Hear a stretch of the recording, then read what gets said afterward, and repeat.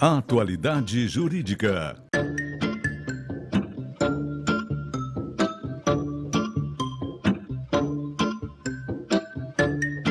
Com Odilon Garcia Júnior e Ivone Garcia. Seguro Saúde, esse é o tema que nós vamos debater no nosso Atualidade Jurídica de hoje. E para isso a gente sempre convida profissionais que são muito competentes nesses temas. Estão conosco mais uma vez o Dr. Odilon Garcia Júnior e a doutora Viviane Garbini. Doutor Odilon, Seguro Saúde, hoje o que mais a gente precisa é de saúde e segurança. Então vamos debater sobre saúde hoje, é isso? Com certeza, Guaraci. Obrigado pelo convite mais uma vez. E nós falamos, se não me engano, no programa passado sobre os planos de saúde, as carências. E hoje nós vamos trazer um tema diferente aqui, com a mesma abordagem, dentro da saúde ainda, claro, mas sobre o seguro-saúde. E tentando mostrar para o público as diferenças entre um plano de saúde, né, e um seguro-saúde, apesar da finalidade ser próxima, ser muito compatível, ou seja, eu quero ali usufruir de prestação de serviços na área de saúde. Existem diferenças que a gente gostaria de debater aqui. Para isso está conosco a doutora Viviane Garbini, é isso? Doutora, muito bem-vinda. Vou começar lhe perguntando o seguinte, para que serve o seguro saúde? Bem, Guaraci, como o doutor Odilon até comentou, atualmente a gente vive uma crise grande no sistema de saúde pública e isso faz com que a sociedade busque ou um plano de saúde ou o seguro saúde para manter a sua saúde, literalmente. Para fins de fiscalização, o seguro-saúde ele é fiscalizado pela Agência Nacional de Saúde Suplementar. Para essa autarquia, que é a entidade reguladora, o seguro-saúde é tratado como um plano privado de assistência à saúde. Então, nesse sistema de saúde suplementar, que está paralelo ao sistema público, ele possui o seguro-saúde e o plano de saúde. O seguro, ele visa, então, garantir o risco de doença por meio de pagamentos em reembolso de despesas médicas, hospitalares e odontológicas. Portanto, ele garante o risco relacionado à doença e à manutenção da vida do consumidor e dos dependentes dele. Doutora Viviane, a gente sabe que existe uma diferença entre o seguro e o plano, né? Que diferença seria essa? Então, Guaraci, justamente porque eles são regulados de uma forma, pela mesma agência, da mesma forma eles são regulados, tem muita similitude os dois, mas eles são contratos distintos, tá? Basicamente, o seguro difere do plano de saúde porque ele possibilita a livre escolha dos profissionais e dos estabelecimentos que o consumidor quer utilizar. Então, ele não fica atrelado a uma rede credenciada, ele pode ter um médico da família, enfim, alguém que ele queira ser tratado, a seguradora deve reembolsar ele. Então, a possibilidade de livre escolha do profissional e da rede e também o reembolso dos honorários médicos, por exemplo. Embora o seguro ele também possui, muitas vezes, uma rede credenciada. E aí, nesse caso, o segurado ele pode optar pela rede credenciada dessa operadora e ele não despende nada na frente. Fica quase como a utilização do plano de saúde. Doutor Odilon, isso é bom, né? É muito bom. Com certeza. O que acontece, Guaraci, que a gente verifica, é que normalmente as pessoas só lembram de um seguro-saúde quando vão viajar para o exterior. Exatamente, né? Exatamente. Agora, claro que a frequência para viajar para o exterior diminuiu bastante com essa moeda que nós estamos, mas é importante que a gente diga e esclareça que existe essa possibilidade de contratação para utilização aqui mesmo. Claro, claro, que bom isso. Doutora, existe um limite para o reembolso nos contratos de seguro-saúde? Sim, existe e ele é de acordo com a apólice contratada, tá? Então, isso vai depender da cobertura, enfim, do contrato pactuado. O que ocorre, Guaraci, é que a gente tem um sério problema com relação a isso, porque as consultas médicas, os serviços médicos, eles vêm crescentemente aumentando. E esse reembolso da seguradora, ele está relativamente defasado.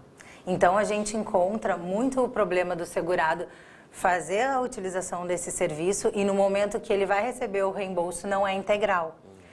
Por isso, tem muitas ações judiciais buscando o complemento desse reembolso devido à defasagem dessa tabela da seguradora.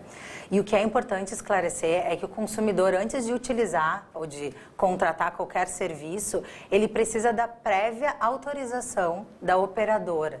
Então, salvo em questões de urgência e emergência, ele precisa avisar, por exemplo, que ele vai fazer determinada consulta médica. Com esse de acordo da operadora, ele contrata com esse médico, enfim, algum serviço. Porque senão ele corre o risco de ter negado o reembolso. Seguro-saúde possui carência? Então, possui... Normalmente, tá? É muito importante que o consumidor ele verifique antes de contratar quais são as carências relativas às quais coberturas.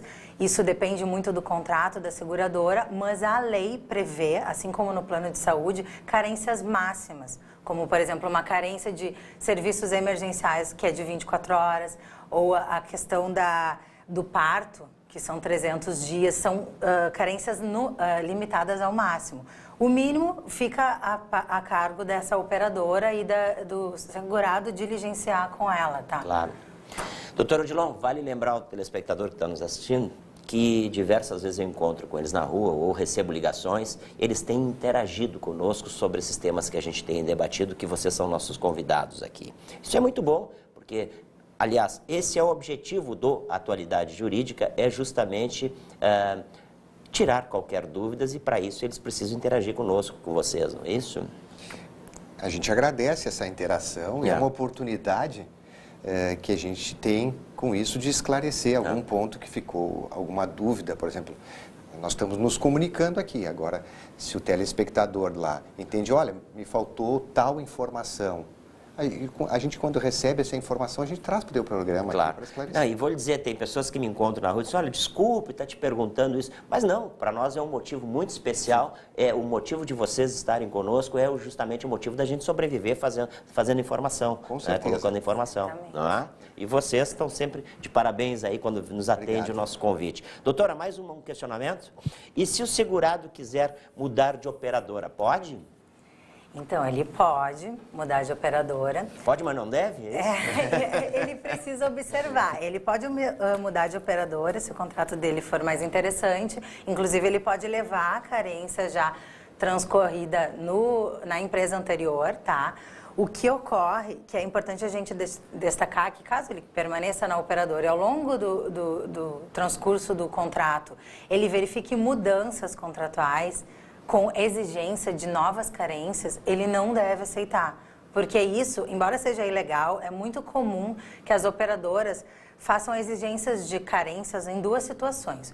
Uma, quando o segurado atrasa o pagamento, então ela trata isso como se fosse uma renovação e exige novas carências.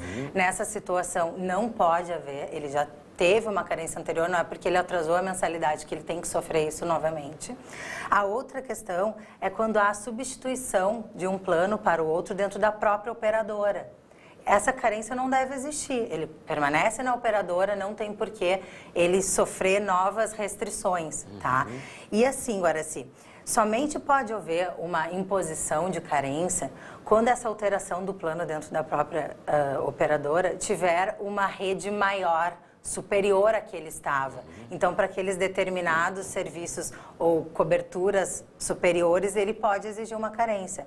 Ou quando o segurado ele está alterando de operadora em razão da extinção da empresa anterior, por falência, enfim, a gente vê até o caso da Unimed de São Paulo, que já a gente passa um pouquinho pelo plano, mas por que eu vinculo muito? Pela regulação da ANS, que é muito igual.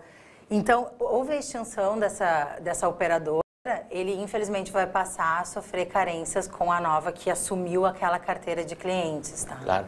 Obviamente deve existir muita reclamação na justiça, né? Qual é o mais frequente envolvendo seguro-saúde, doutora?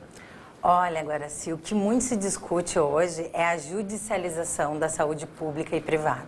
né? A gente, nessas crises e na dificuldade de obter serviços médicos, os usuários, os consumidores se veem obrigados a ingressar na justiça para ter aquele tratamento, aquele medicamento que ele necessita. E isso gera para o judiciário um grande problema pelas avalanches de ações que eles têm que julgar e, ao mesmo tempo, a sustentabilidade desse sistema de saúde. Porque como a gente está lidando aqui com um direito à vida, o direito da dignidade da pessoa humana, obviamente os juízes se deparam com situações que eles se veem, de uma certa forma, obrigados a julgar em favor do autor, porque ele tem que preservar a saúde daquela pessoa, a vida. Então, assim, em que pese a gente tem essa situação, que ela é nítida, dessa crise na saúde, existem ainda muitas práticas abusivas das operadoras. E isso sim gera uma legitimidade muito forte de se ingressar na justiça. Como, por exemplo, a gente vê frequentemente as ações que o segurado postula o reembolso porque ele foi negado em decorrência da falta de prévia autorização da seguradora para determinado serviço. Isso tem várias situações que excluem essa prévia autorização. Ou os casos do próprio, como eu falei anteriormente, reembolso pela defasagem da tabela. A gente tem também o caso em que as seguradoras, elas limitam o prazo de internação ou até mesmo limitam o tratamento. Eu disponibilizo esse tratamento, o outro, embora seja melhor, não está coberto. Isso o STJ já julgou que é proibido. Eles não podem fazer essa limitação e também não podem obrigar o segurado em percentuais de coparticipação. Por exemplo, aquele segurado que tem uma quimioterapia e no contrato dele nada dizia a respeito, mas sim um percentual. E ele começa a pagar esse tratamento e, de uma certa forma, por esse percentual que foi estipulado, se torna o tratamento insustentável e ele não consegue utilizar o serviço do seguro que ele contratou, tendo que ir para o serviço público. Isso também é inviável, é ilegal e a gente tem que buscar a justiça para que o segurado tenha a manutenção do serviço ou o reembolso do que ele despendeu. Que espetáculo, hein, doutora João? Com certeza. Que explanação maravilhosa. Por isso a gente tem aí, né, o nosso Atualidade Jurídica. E também avisando, lembrando você que entre em contato com profissionais do Garcia Advogados Associados ou com o programa pelo e-mail programa@guaraciandrade.com.br, que a gente vai repassar para os profissionais que são nossos convidados aqui, que estão, evidentemente, tirando todas as suas dúvidas. É isso, doutora Odilon? Agradeço. Doutora, muito obrigado pela presença de vocês mais uma vez e voltem sempre ao programa, tá bem? Esse foi o nosso Atualidade Jurídica de hoje, quando a gente falou de seguro-saúde. Para isso estiveram conosco aqui o doutor Odilon Garcia Júnior e a doutora Viviane Garbi. Obrigado pela sua audiência, esperamos encontrá-lo no próximo programa. Até lá!